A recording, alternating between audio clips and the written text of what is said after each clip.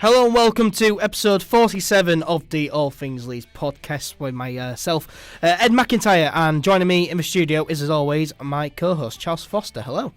Hello, you alright? Yeah, not bad, how are you? Yeah, my throat's been a bit tickly recently. I think I might be a little bit ill, but you know. Yeah, I've been ill this weekend as well. This norovirus breakout. I haven't got the norovirus, but I have been very, very ill this weekend. A local school near me has been shut. It was shut on Monday because of this norovirus. Because of you. Not because of me. Nah, I have been ill, but I'm on the mend. Are you well? No, yeah, generally alright. Just a bit tired and stressed because it's got a lot of uni work due and that. Yeah, I've got a lot coming up. I can't wait till it's all over and then I can just enjoy a few weeks off before the new year. Yeah, I'm not too well at the moment though. My ankle is swelled up like a balloon. Yeah, he decided to jump over a puddle and injured himself for some reason. Don't really know why. Well, it was wet at night. It was a big puddle. I couldn't make my way around it, so I jumped over instead because I didn't want to get my feet wet, and I landed awkwardly, and my foot is swollen up. So rather than having wet feet, he's now got muscle damage. Yeah, I've got muscle damage, so it's not good. But I am feeling good though after Leeds United have gone 11 points clear in the top two, which is really nice. It's nice. Yeah, we'll of course discuss how Leeds United went 11 points clear of third. We'll discuss their 2-0 win away at Huddersfield Town from Saturday and look back on that 2-0 win over Hull City at Elland Road on Tuesday night. We'll also look at the Leeds United under 18s and their 3-1 win over Hull City in the FA Youth Cup last Thursday, which took place at Elland Road. As well as look at the Leeds United under 23s and their 1-0 win over Sheffield Wednesday at Thorpe Arch on Monday for their fourth consecutive PDL North win. Some bits of news as well to discuss, including the date being announced for Leeds United's trip to Arsenal in the FA Cup, which I'm not too happy about. We'll get onto that later on in the show, and then we'll look ahead to Leeds United's next game that sees them take on Cardiff City at Elland Road this Saturday. Plenty coming up here on the All Things Leeds podcast.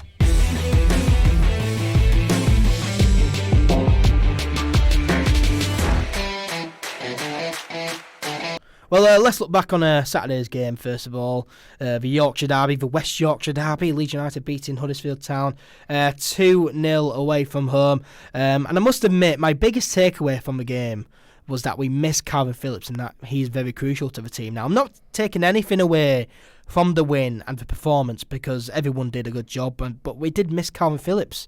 For me, we did. Of course, he was suspended for this game after picking up his fifth yellow card of the season in that 4-0 win over Middlesbrough the week before, and that resulted in a one-match ban for him.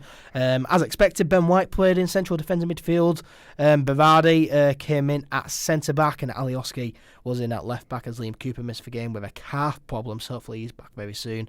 But our back four consisted of two wingers playing at full-back and two full-backs playing at centre-back, with our only recognised centre-back playing in central defensive midfield. This one's insane. Yeah, this was a kind of premium Bielsa, wasn't it? This kind of weird formation. Yeah, we looked, particularly in that first half of the Huddersfield game, like we were disorganised, a bit unbalanced without Calvin in that DM role. We looked a bit... And Ben White looked a bit uncomfortable outside of the centre-back role. He didn't really enjoy himself very much. Yeah, I feel as though Ben White at times got a bit confused. He dropped too deep and into that centre-back role, really. And Pablo Hernandez and Click, as they always do, they push far forward, put pressure on. But it left loads of space in midfield because Ben White was dropping too far back. So Huddersfield won everything, really. And we just didn't really get a grip of the game. We weren't winning much in midfield because there was no... They were probably the better side first half. Oh, in the first half, yeah. Huddersfield were definitely the better side. In the first half. They came at us backed by a full stadium, their highest attendance of the season, of course. The lofty heights of 23,000 people with clappers and drums and all sorts of tin pot stuff. Yeah, they were singing as well, who VF Leeds United, but that's their highest attendance of the season, so they obviously get... Yeah, they were also singing 20 years you've won F all. Exactly. Leeds fans responded with 100 years you've won F all. Not strictly true, but funny anyway. Yeah, it was quite interesting. But Huddersfield definitely were the better side. They forced Kiko Kasey into some really good saves. I remember Mounier, his header, forced Kasey into an excellent fingertip save when he tipped over the bar. But Leeds could have gone ahead though. 15 minutes into the game, Hernandez's corner rolled across the floor, found Clicky with it first time, and his shot hit the post and went out for a goal kick. But we came really close there. That was really annoying. That could have been another goal from a corner.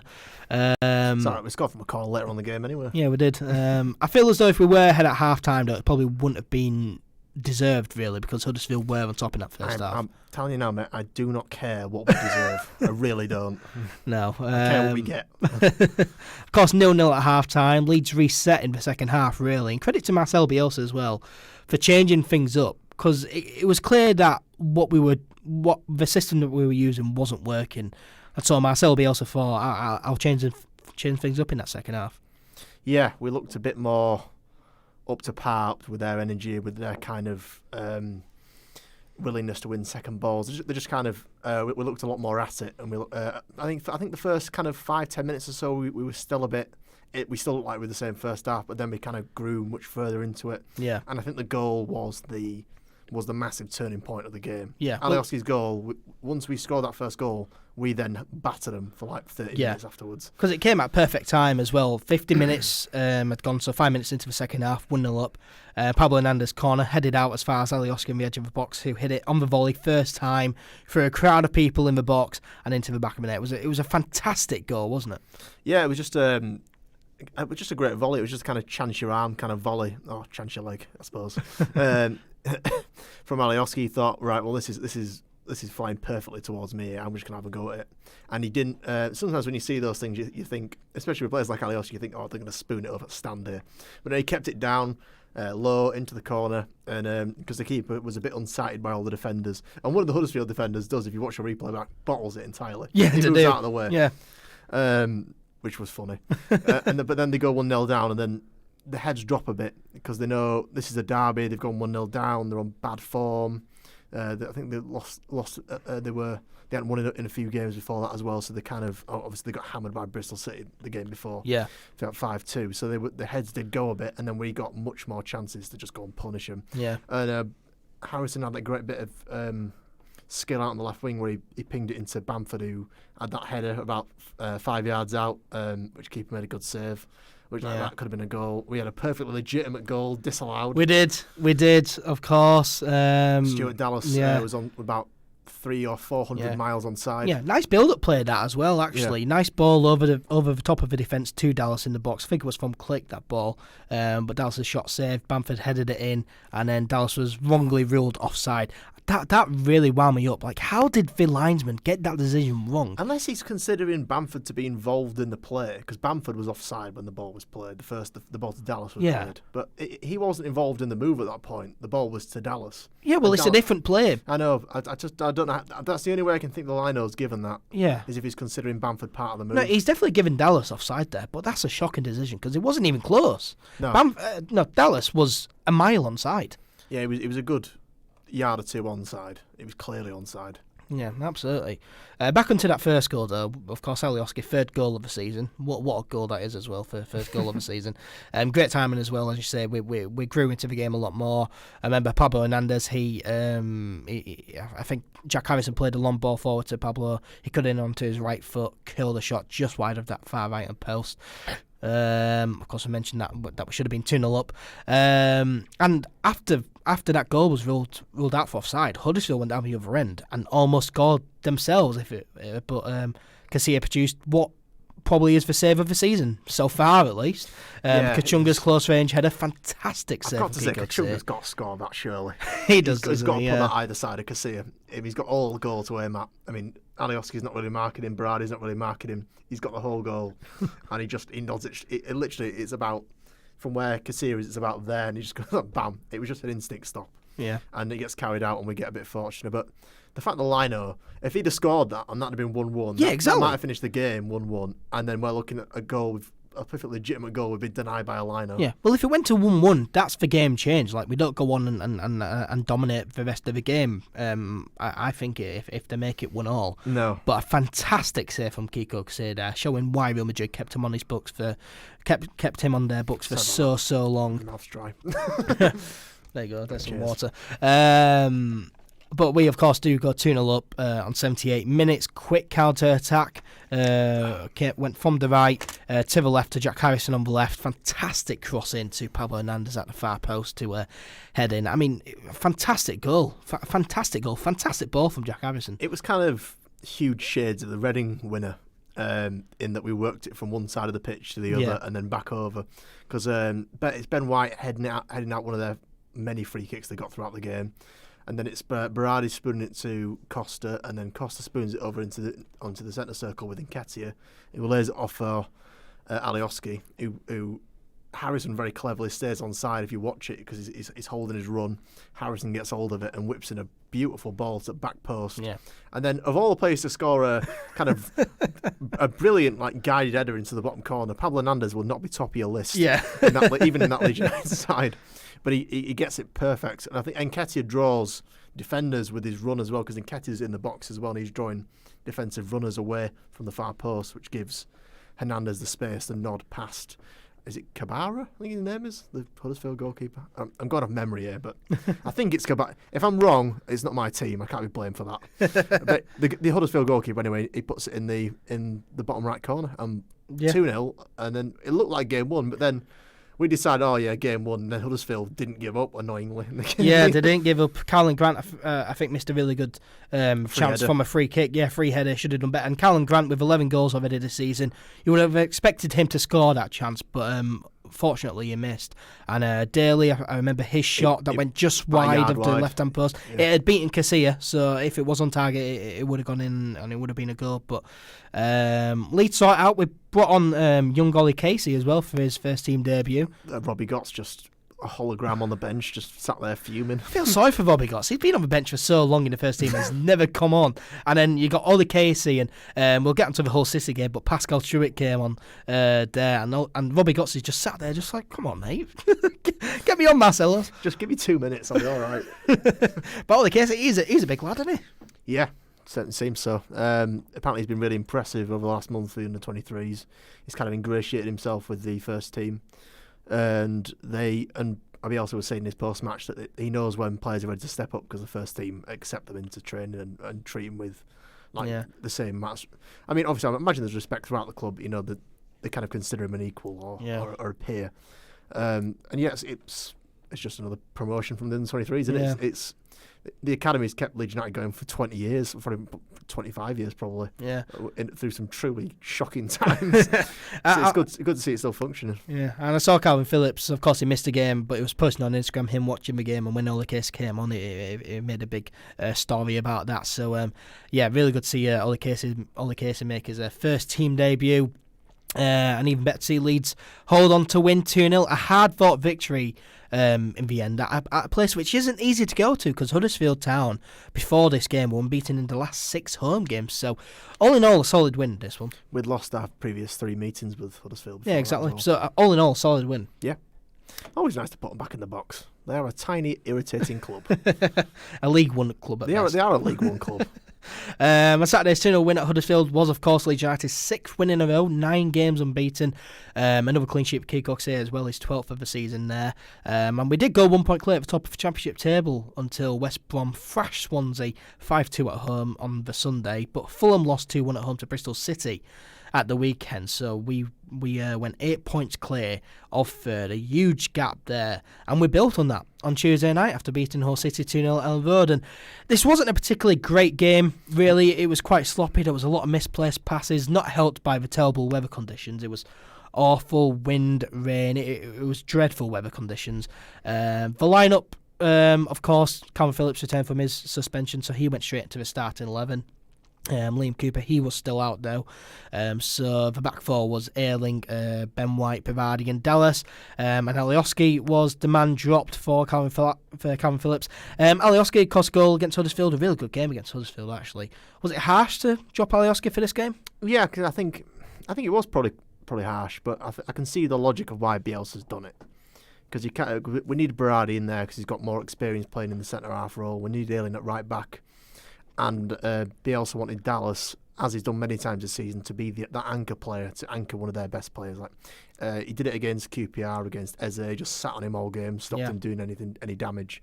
He wanted him to do the same to Bowen, and he did, because they were effectively, in that first half, Grosicki and Bowen were like almost full-backs. They were that far back, because we just pressed him so well. So I can see the logic of why Alioski was dropped, because he's got a lot of energy and he adds impetus and he gets us forward and up the pitch, but he can be a bit absent-minded defensively sometimes. Yeah, he exactly. He can let people in behind him sometimes if he's not careful. Yeah, exactly. And he can sometimes drift a bit too far forward. And when you've got the counter-attacking danger that Hull City had with their wingers, Jared Bowen's got 14 goals and 4 assists this season. He's a star player. He's going to be snatched up. Yeah, I cannot January. believe Spurs or Bournemouth haven't signed him yet. But that's another story. Spurs signed Jack Clark instead of Jared Bowen. Such a silly decision, because you'd have probably got Bowen for 16, 17 mil in the summer, and so only about 7 more mil, which is nothing to a top 4 Prem Yeah, team. exactly. So that was really silly, but that's not the point. So I can see the logic of why Alioski was dropped, despite his good performances against. Because he was he pushed us on at Reading away, made us a much better team when he came on, scored against Huddersfield at the weekend, and then obviously later on in this game came on and scored.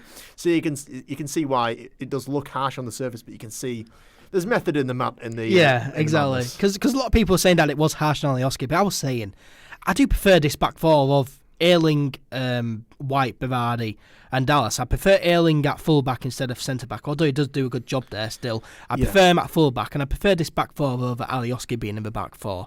So, yes, it's harsh, but Karen Phillips is there. You start him, and this back four was better. And the back four, the defence, they did a fantastic job. Hull City did come at us, but the defence did a fantastic job.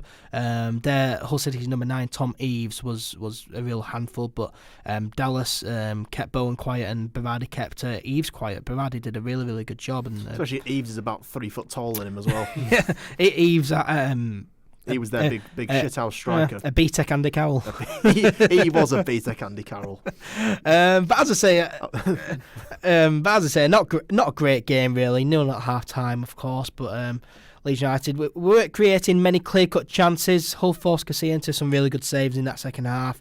But Leeds went 1-0 up on 73 minutes. A nice goal on the counter-attack. Hernandez with an excellent ball forward to Helder Costa on the right-hand side.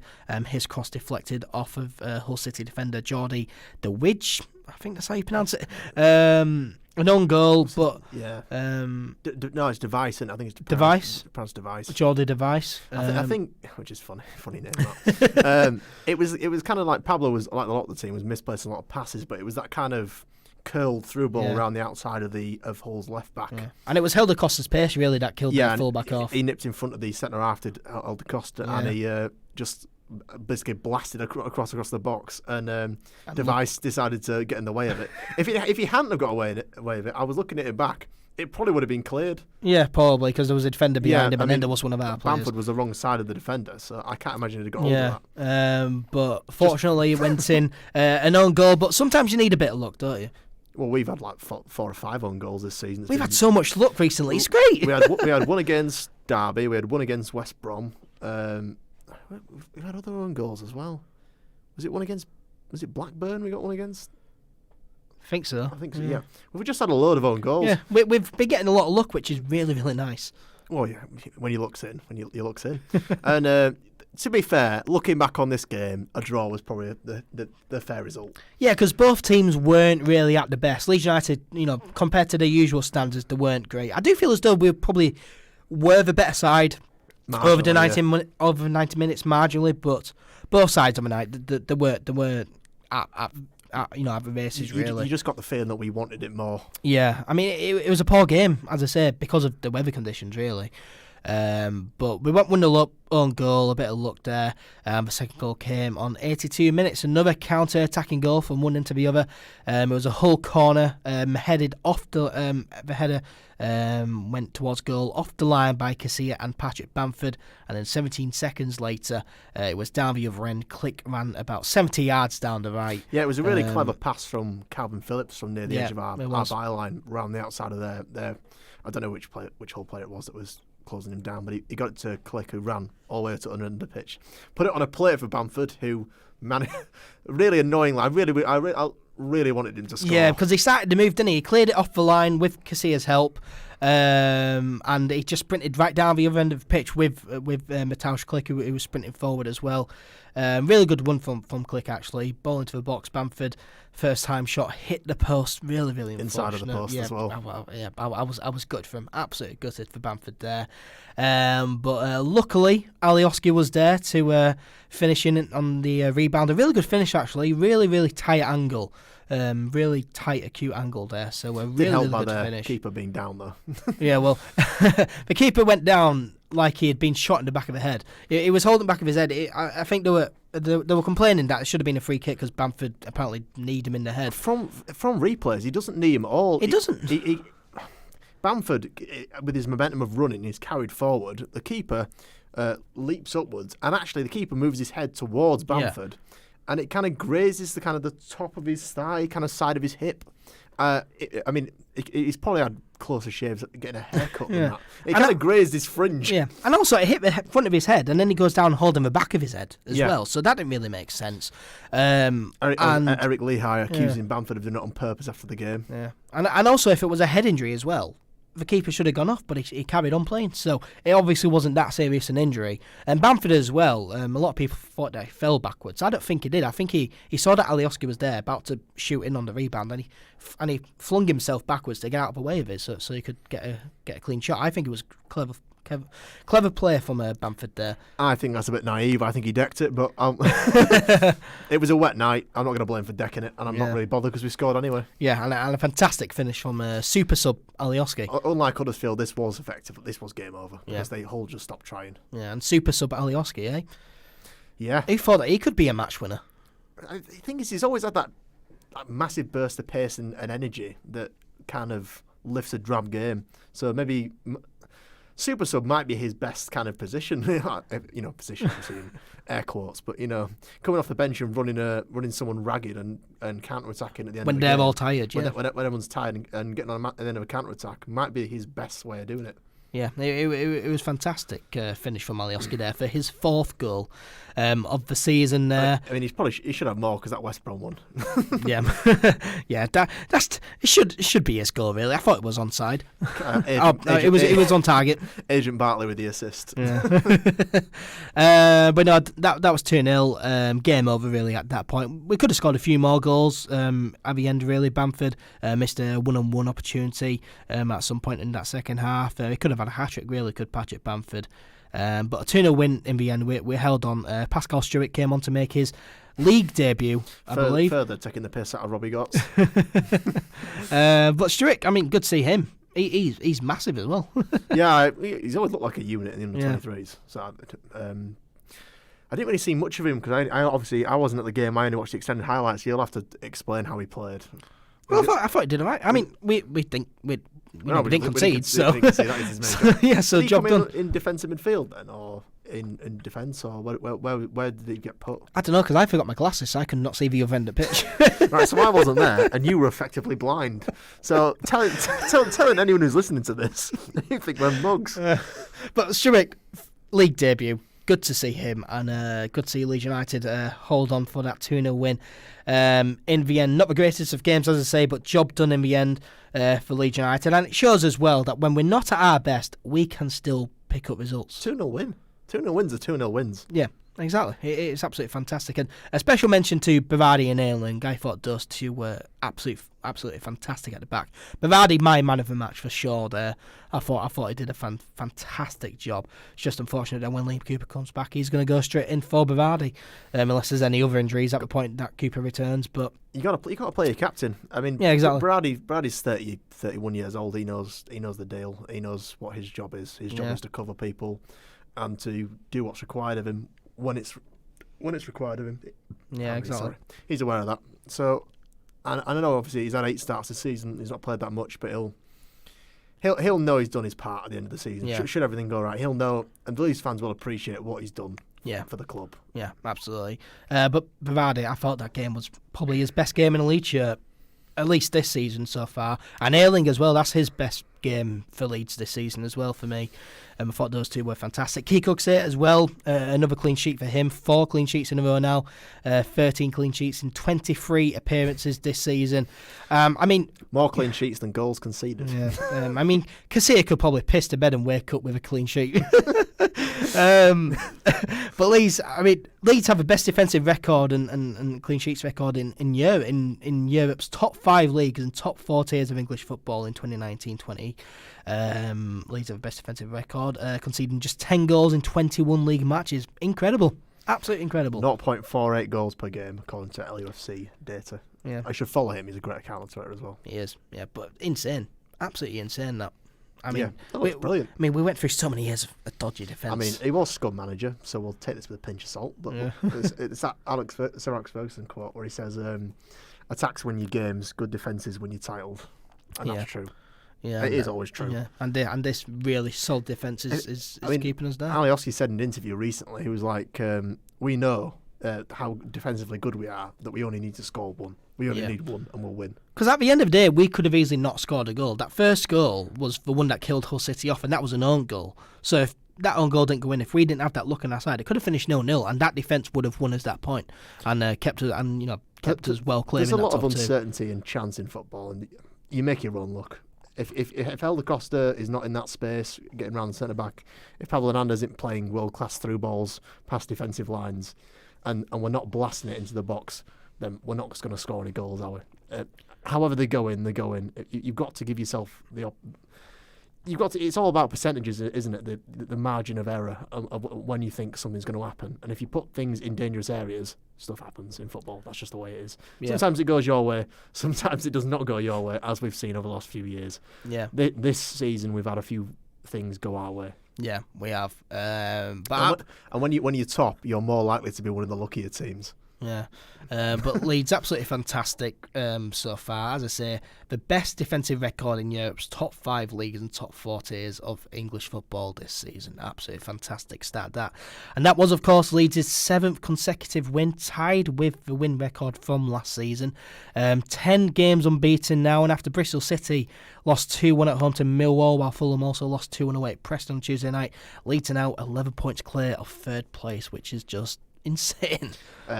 Marcelo Bielsa is also the only second ever manager to win 7 games in a row in back-to-back not back-to-back seasons, but in 2 seasons. Yeah. Don Revie previously did it in 68, 69 and 73, 74. Obviously, Revie won First Division titles in both seasons, and we haven't won a title yet. But that just shows you how difficult it is. I mean, obviously, Revie was playing with better players against better teams, so there's not huge... I'm making a comparison, but it's obviously very different eras. But it's still, you can see how good and how difficult it is. It's been 50 years since 68, 69, and we've not managed to do that since. Yeah, so absolutely incredible record there. And I meant to mention that Notts County stat. Leeds are the first team since 1922, 1923 to concede that few amount of goals. Since Notts County did it in, they only conceded 8 goals in 1922, 1923. So that's how few goals we've conceded. Yeah, no team has conceded fewer goals than those 2 teams. Absolutely insane. We are doing so well right now. As we were talking on the carrot, that's 97 years. Absolutely incredible. And as I say, 11 points clear of 3rd right now. Are you starting to believe? No. I mean, it's hard to not get carried away, isn't it? 11 points clear. But we got 8 points clear of Sheffield United last season, mate. I don't get carried away because you ever heard the phrase, it's the hope that kills you? Yeah. It's true. you build your hopes up. It's sort of like in wrestling, when they lift you up the mat and then punch you in the face again. It's sort of, it's every season Leeds kind of lift you up and then lamp you in the face. Yeah. I don't want to be lifted up. If I'm going to be lamped in the face, I'm going to be lamped in the face while I'm on the floor. It's a great analogy there. But I don't want to get my hopes up to have them just crushed again, because that Wigan game last season on Good Friday crushed me. Yeah, I think it crushed that Derby game crushed me. I don't want to be crushed. Yeah, absolutely. But I mean, I'll start believing if we're silly clear in like March, April time. I'm starting to believe. It's hard to not get carried away. 11 points clear. But 11 points clear. We're not even halfway through the season. I know. But it's going to take some insane bottling to lose this position. Any club could do some insane bottling. It's Leeds United. It's Leeds United. Yeah. We're going to redefine doing the Leeds, aren't we? At the time of recording, we are 1 point clear at the top of the Championship table, but West Brom do play away at Wigan tonight, and they'll probably win that. But never mind that, we are 11 points clear. I'm not really bothered. I mean, if we go up in second, I'm happy. Last time we went up in second, it was brilliant, wasn't it? I remember that was our League One, but that was still really good. And then we had 10 years in the league above. So if we go up and then have 10 years in Premier League, I'm don't happy. say that, mate. But no, 11 points clear off third is all that matters at the moment for Leeds United, and we're doing fantastic right now, and hopefully we can keep it up. Leeds United's next game is of course this Saturday at home to Cardiff City. We'll head to that later on in the show, but first. Onto the Leeds United under-18s and a Dare FA Youth Cup win over Hull City under-18s at Elland Road last Thursday night. We were 1-0 down after 14 minutes, but Josh Shergill equalised with a superb strike on 28 minutes. What a goal this was. I thought we conceded earlier than that. I thought it was in like the first minute we went 1-0 down. I thought it was as well. Yeah, I just thought. First minute. Yeah, I think it was like 40 seconds we conceded immediately. Yeah, and then we went on to win 3-1. Yeah, that was that great strike from the edge of the box. And to equalise. Yeah. I was watching the game. I was just thinking, the under-23s players are looking so much better now. Everyone's back in from international duty because international duty tore the squad apart, and then they got obviously slapped by Derby, which is unfortunate, but who cares? That was a cup game, and this was a different cup. So, but it was good. It was good to progress. Obviously, we won the FA Youth Cup long time ago. Now was it 25 years ago? So we beat Scum in the final. Yeah. So we've got form for winning the cup. So it would be nice to win the FA Youth Cup because we won. Yeah, absolutely. Because we won. Obviously, they won the league last year. They won one of the cups last year as well. Since Corbrand's become manager and since they've started following the Bielsa style of play, we've been looking better and better and better. And we want to eventually become that Tier 1 academy, category academy, and get promoted into the PL2. And if we're competing in all the competitions and doing well and everyone's getting experience, because it's effectively the reserves, then that's all we can ask for. And progressing through cup competitions is a fundamental part of being a footballer. Yeah. You're in cup competitions a lot. Yeah, absolutely. Through the League Cup and the FA Cup, and obviously if you're a very good footballer, European Cups. So that's good experience. And they're playing in.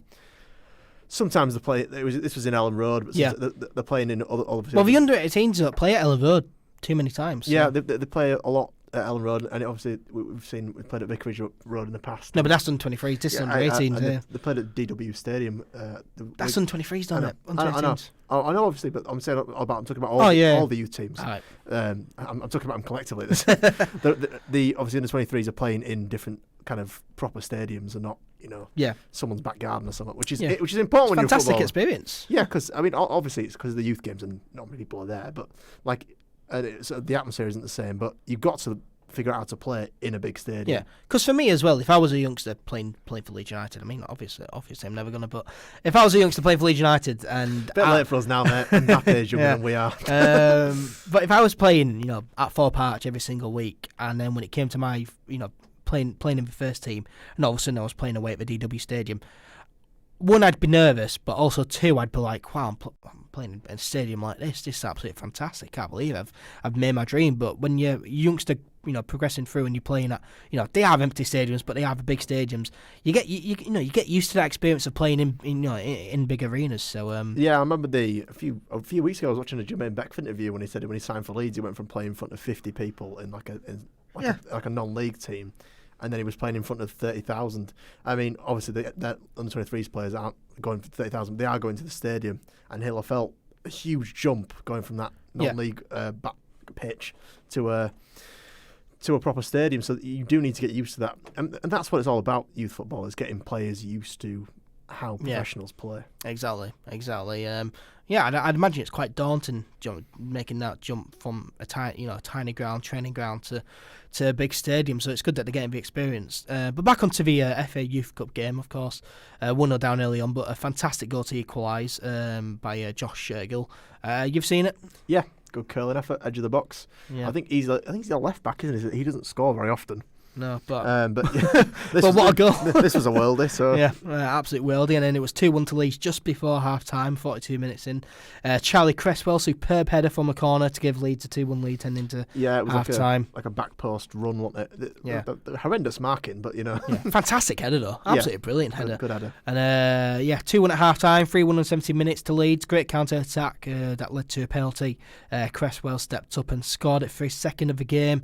And 3-1 win for Mark Jackson's Leeds United under-18 side.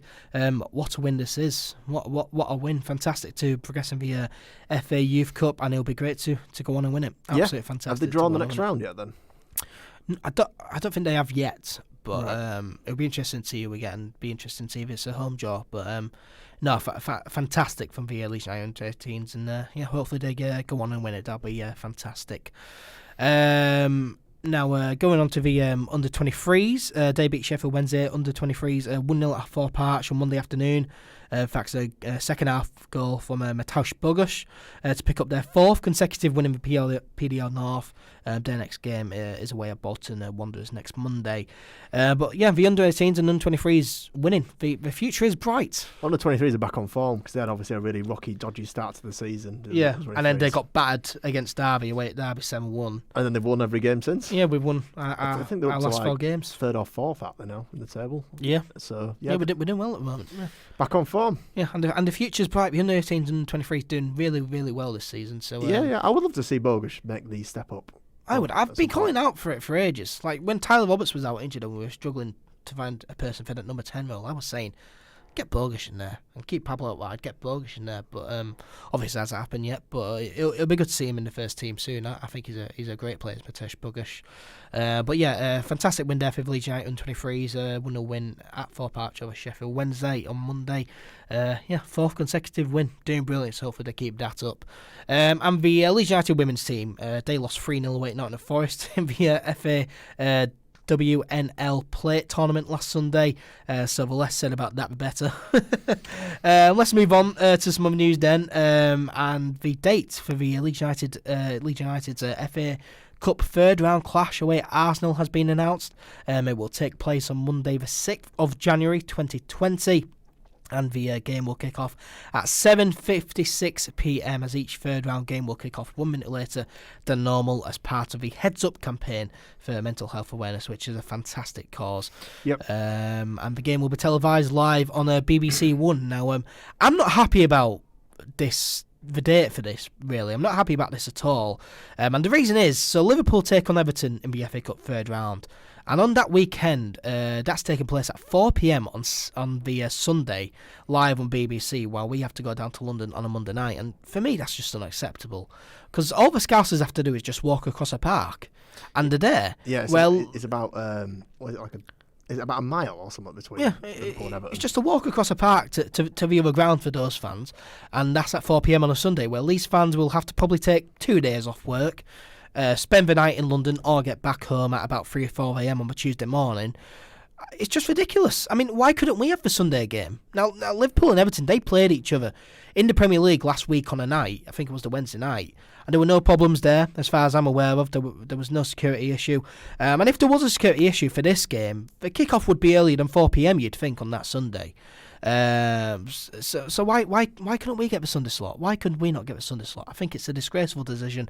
The fans, for last four, as always, it's just, always TV comes first. Fans are always the last four. Really, really disgraceful there. But Leeds United, we have been given 8,000 tickets, and that will probably still sell out. It's going to be sold on loyalty as well, which I think is a good decision. I'm going to try and get tickets for that one. I think it'd be. I don't think you find difficulty getting this one to season ticket holders and members. Yeah. Because I just, with it being that, as you've said, as dodgy as it is, the timing and the day. Yeah, exactly. I think there will be a few left over for people. We've got 8,000 tickets and it's on a Monday night down in London. So, I don't think... And the BBC will not mention it once, how difficult it is to travel 200 miles. Exactly.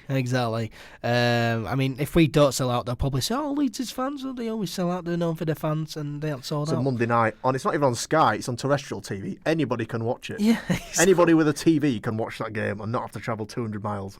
Even if you don't have a TV. You can. Can you watch it on the? Are you watching BBC iPlayer. If you log in, a pop-up comes up and says, "Do you have a TV license?" And if you click yes, you don't even have to prove it. Probably not say that, mate. It's gone on the internet, and that is illegal. But yeah. So all you need is a phone. So I mean, they've done their best to make sure we don't sell out this game because I can't afford it anyway, so I'm not going. But I'll just be watching on my TV at home. Yeah, exactly. And I imagine a lot of these fans will be thinking, well, should I take 2 days off work? Spend all this money going down to London. Spend probably £100, probably more than that. When it comes to food, drink, petrol, there and back. Yeah, exactly. And then obviously the money you're losing off your wages as well. So it's going to be a huge amount of money. Yeah. I mean, for Leeds fans that live in London, I imagine it's a dream come true. Absolutely. Because they get the whole day drinking and they get to go to the game. So if you're one of them jammy swear word there, then you get to then you'll enjoy it. But if you actually live in Leeds, it's a lot harder. Yeah, it is a lot harder. But 8,000 tickets for Leeds fans will probably still sell that out. But still, it shouldn't be on a Monday night. For me, that's an absolute shambles there. On to other news then. The QSI takeover reports, they've come up once again. This time being reported by the BBC, which is a credible source. Past reports have come out from dodgy sites that you never really trust, but BBC, a credible source really. And they say that QSI are close to buying a stake in Leeds United ahead of a £120 million takeover. Just reports though, we'll need to wait and see what happens here. We'll keep on rumbling on, but keep an eye out on that one. And onto a bit of emotional news now. Well-known Leeds United fan Nikki, who goes to Leeds games both home and away with her guide dog Rita, as she is blind, is Nikki.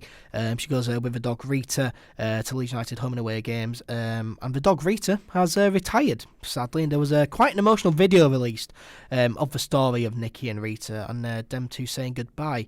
This kind of brought a tear to my eye. This was really emotional. You soppy sod. Yeah, I'm not a huge animal person, but yeah, this was nice to see because it's nice to see. I thought it was nice to see because of the inclusivity of it, because obviously they're giving her the headset so she can see shadows on the pitch. The dog's there keeping her company and making sure she gets there and home all right. And obviously they've been together a few years and they've been going to the games. It was quite nice to see, and it was lovely to see that we're taking care of fans like that and not just ignoring them or preventing access. That was nice to see. Yeah, absolutely. And we see her at every home game because she sits at the bottom of a cheese wedge and we're right next to the cheese wedge. So we always hear, we can always see the dog barking away, and it's it's a fantastic story. And hopefully Rita has a really good retirement. It's a really good retirement. Yeah, I'm sure she'll be well taken care of. Yep. But yeah, really emotional video, that one. Go check it out if you haven't already. Really good though for Leeds United to take care of Nikki and her dog home and away games. Fantastic support. She's blind, but she goes to Leeds United home and away games. It's absolutely fantastic. Yeah. Top fan. Yeah. So yeah, really good story there. And Nikki will no doubt be at the Leeds United game, Leeds United's next game this Saturday. Leeds United, of course, taking on Neil Harris's Cardiff City at Elland Road. Rivalry there between Neil Harris and Leeds, of course, as Neil Harris is an ex-Millwall player and manager. But Charles, this is it's going to be quite a tough game, this one, isn't it? Yeah, it's always tough against Neil. And against Cardiff. Yeah, we've got bad form against Cardiff. We have bad form against Neil's. Yeah, I mean, last time we played him, they had Warnock in charge. Yeah, and he was, as always, a shithouse, and he shithoused us as he always does. Yep. But they tend to do it. They just play physical, horrible football. They've got Gary Medine, they've got Lee Tomlin, they've got Lee Peltier, they've got Sol Bamba, they've got it's like the greatest hits of who was shit for Leeds United. It's unbelievable. They're just a horrible team to watch, and I imagine that it's going to be very physical, plenty of free kicks, plenty of corners, and they're going to try their best to drag us down to their horrible level. Yeah, absolutely. And we're going to have to just either hit them on the break, or I think we just need to score early. If we score early, they're going to have to stop doing what they're doing. Yeah, if we score early, we'll just crack on. Yeah, we'll do what we did against Middlesbrough, and we'll just put it so. And absolutely batter him. Yeah. Neil Harris, though, of course, Cardiff's second manager of the season after Neil Warnock left. They're having a decent season. They're currently in 8th from 31 points, 3 points off of the playoff places. after 20 league games so far. They've won 8, drawn 7, and lost 5. At the time we're talking, they've won the last 3 games, unbeaten in 5. Of course, 2 draws and then 3 wins there in those 5 games unbeaten. And tonight, it's Wednesday night, they do play away against Brentford, so that'll be an interesting one it's a fixture we to always watch. struggle with. Yeah, that'll be an interesting one to watch there. But Leeds, we have a dreadful record against Cardiff. We've only won 3 of our last 23 meetings with them overall. Cardiff have won our past 3 meetings. Leeds have only won 1 of our last 10 home league games against them. Are you confident? No, not when you tell me stuff like that. But, you know, they're having the new manager bounce. Hopefully they'll get a bit of a slap in the face at Brentford tonight, and hopefully we just do what we need to do, get past them, and I suppose we've got to play them twice this season, don't we? Jesus. Yeah. We haven't played them yet, so we'll have to go down to their place, which will be awful. But we just got to get the job done. This is just another one of them championship games where you've just got to grit your teeth and go through it, because there's going to be Fulham away in a couple of weeks. It'll be a really attractive, nice fixture to watch. This will not. It will be horrible, horrible graft. Yeah, it's going to be horrible. Yes, I'd imagine Cardiff will just sit back, put 10 men in the box, and we're going to have to break them down. They're just going to lump balls down the channel up to Medine. He's going to try and win free kicks, and if he can't win free kicks, he's going to try and win a corner. Well, let's have a look, see how Cardiff play. Let's go on to whoscored.com. Do we have to? So Cardiff City's strengths: they are very strong at attacking set pieces, very strong at coming back from losing positions, very strong at creating scoring chances, very strong at aerial duels. They're strong at attacking down the wings, strong at creating long shot opportunities, strong at creating chances through individual skill, strong shooting from direct free kicks, and strong at finishing scoring chances. They are weak at defending against long shots, weak at defending counter attacks, and we've been very good at counter attacks recently, so we could have a field day here. They're very weak at keeping possession of the ball and very weak defending against skillful players, so Hernandez and Costa. Getting the ball, please. Cardiff style of play, they take a lot of long shots. Get it in the mixer. Cardiff, they play a lot of long balls. They control the game in the opposition's half, attack through the middle, and attempt crosses often. So, yeah, that's what whoscored.com say. I don't know how accurate that is, but it will be an interesting one. It will be an interesting one. Of course, Leeds United, 7 wins in a row, 10 unbeaten. Will we continue this streak, do you think? Honestly, I think it'll be a draw. A draw? I think it'll be a draw. I think they will shit houses. I'll take a draw. Keep the unbeaten run I going. don't want to draw at home though, mate. I don't want to draw at home. Keep the unbeaten run going though. Not to that smug cockney. That rat face. He's such a. He's not a good manager. He don't play good football. He lets the Cardiff players eat pizza after games as well if they win. Really? Yeah. So, this reminds me of Leeds 10 years ago, where we just used to just let the players eat or drink whatever they wanted. Yeah. Right, we should be fitter, faster, more efficient than them, and we should put them to the sword. And this is what's happened in the past few games. This is what's happened in the past few games. We've been a second half team, really. Our fitness and quality we've kept our fitness is being better than opposition, and we've won games late on recently. So. Yeah, it will certainly be an interesting one. Just wants to score at first half. Yeah, absolutely. If we get an early goal, I think we'll finish him off. Line up for you. If Liam Cooper's back, he'll probably go straight in. But if he's not back, unchanged lineup. Unchanged. Yeah, unless there's any other injuries, of course. I think NkGhTg, if he doesn't start a game soon, he's going back. That's just a sad chase of affairs, because we do need a backup striker. Yeah, and it'll be difficult to convince someone else to come in and just sit on the bench for us as well. That thought has crossed my mind. Yeah, imagine that. We can't just go to someone and try to sign a striker, and then they go, "Well, am I going to play?" And we're going to no. We just want you to sit. See that chair there? Can you just go sit there? we can't ring someone up saying, "Oh, do you need game time?" Oh, well, we can't really offer you that, but do you fancy coming anyway? Just sitting on our bench. We'll give you $15,000 a week if you sit on that chair. And run around a bit during the week in training. I mean, Steve Morrison will probably love that, but I don't think any. Don't like running. Yeah, I don't think any youngsters in the Premier League in Premier League youth teams will fancy that. Steve Morrison's probably too busy spending all his wages on Just for Men to dye his rapidly greying head. But yeah, line up probably unchanged unless there's any other injury concerns. And if Liam Cooper's back, he will of course go in. Score prediction for you? You said a draw earlier. I think it'll be a 1-1. 1-1. I'm going to go 2-0 again. I hope you're right, mate. I hope to be made to look like a mug next week. Yeah. I'd greatly enjoy being made to look like a mug next week. Yeah. Exactly. I want to. Obviously, the Leeds record for wins in a row is 9. We've got 7, so we just need 2 more. We got 7 last season. Let's go one further. Yeah, let's go one further. I'm going to go 2-0 victory to Leeds United. A third 2-0 win in a row, hopefully. But that does bring us to the end of episode 47 of the All Things Leeds podcast. Thank you very much, as always, to Charles for joining me in the studio. No worries, mate. Thank you very much to everyone who has listened or watched on YouTube and Facebook. We really do appreciate the support. If you enjoyed, then why not subscribe or follow the podcast? Give us a 5-star rating on Apple Podcasts if you're listening on there.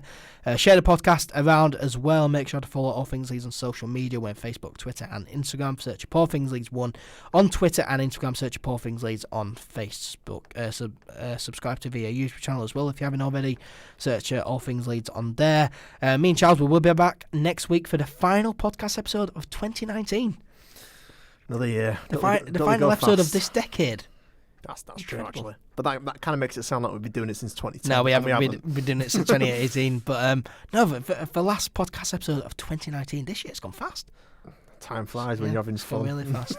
But make sure to join me and Charles next week. We'll give our best and worst 11s, Leeds United 11s of this past decade. Yep, we'll give out our best and worst starting 11s for Leeds United of this past decade, and we'll rank every manager that we've had in this past decade from best to worst. Is it bad that I'm kind of looking forward more to doing the worst 11 than the best? I'm quite looking forward to that as well, to be honest. I'm quite looking forward to that as well. We can rinse sort of shit players that we've had over this past decade. But yeah, make sure to join me and Charles next week for our Christmas and New Year special for last podcast of 2019. But for now, take care and we'll speak to you soon.